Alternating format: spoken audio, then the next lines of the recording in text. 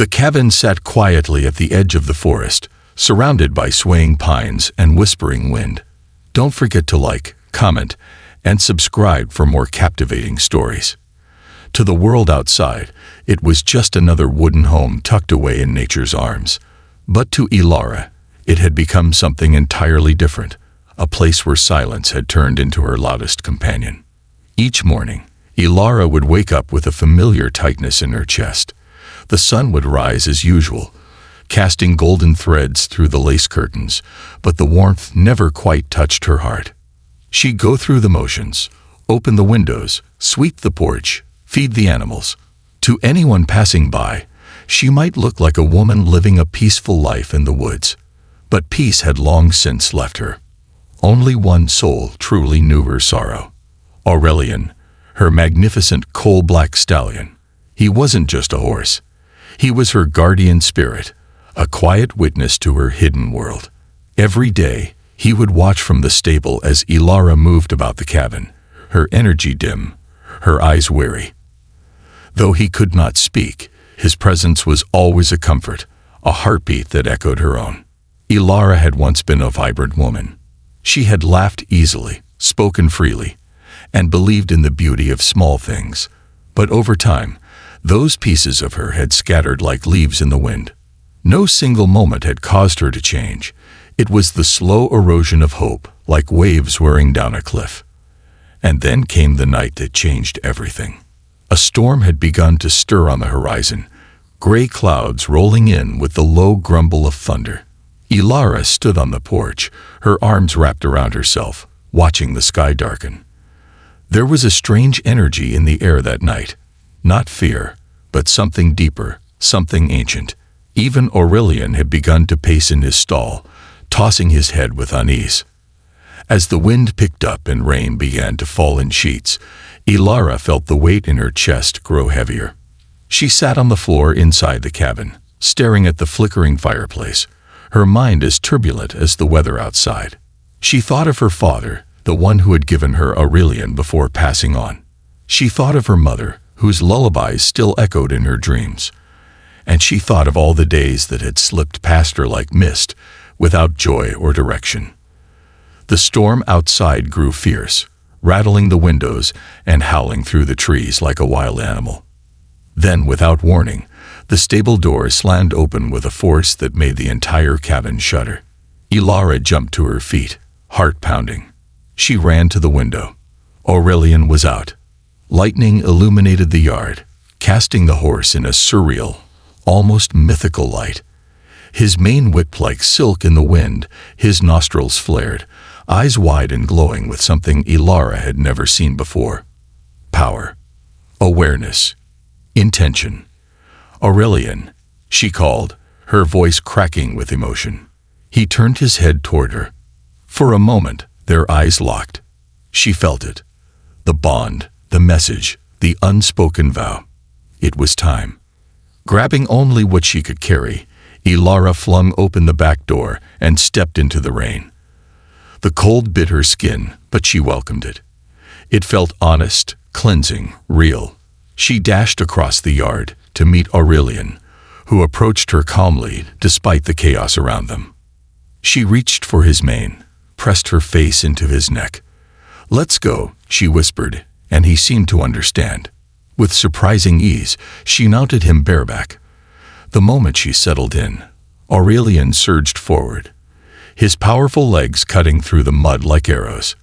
They vanished into the forest, swallowed by the storm, leaving behind only the echo of hooves and wind. The forest was alive. Branches groaned, leaves danced, shadows shifted. But Ilara felt no fear.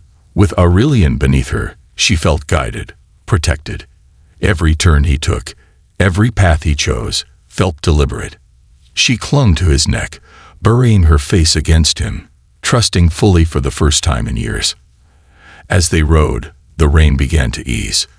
The sky remained dark, but the rage of the storm had passed. Ilara blinked against the soft mist now falling around them. Her body ached from the ride, from years of neglect, but she pressed on. There was no going back. And then, headlights. Panic surged through her. She didn't recognize the vehicle, but it was coming fast, its beams slicing through the trees. Aurelian slowed slightly, his ears twitching. Ilara braced herself for whatever came next. The truck stopped ahead of them, its tires crunching on the gravel. The driver's door opened, and a figure stepped out, an older woman in a heavy raincoat, her silver hair pulled into a braid. "You all right there?" The woman called, voice strong but kind. "You look like you've seen a ghost."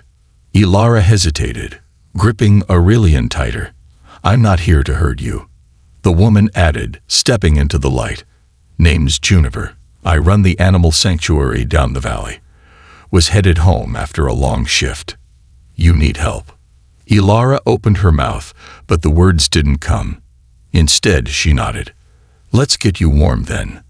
There's a blanket in the truck, and space for your friend too," Juniper said, patting the side of the vehicle. To Ilara's amazement, Aurelian climbed the ramp into the trailer without hesitation, as if even he could sense that this woman was a safe harbor in a turbulent sea. Juniper drove with a calm confidence, winding through the roads as if she'd done it her whole life.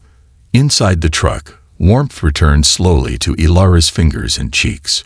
She wrapped the blanket tightly and stared out the window, rain streaking the glass like tears.